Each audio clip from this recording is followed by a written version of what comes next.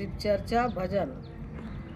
ऐसा ना देले गुरु गयनवा हो, घरवा ना लागे मनवा।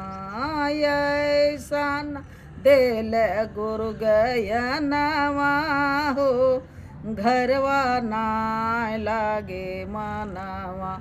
मन करे रहे से बचार चाहो, घरवा ना लागे मनवा। मान करे रहे से बचार चाहो, घरवा ना लागे मनवा। जाना ना चाहूँ किया के आशा ना लगावली हो, चनना चा किया के आशा ना लगावली हो।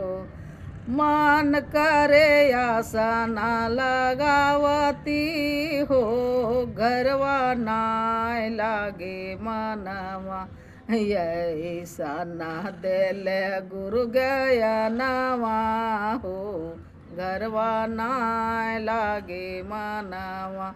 ऐसा ना देले गुरु गयनवा हो, घरवा ना लागे मनवा।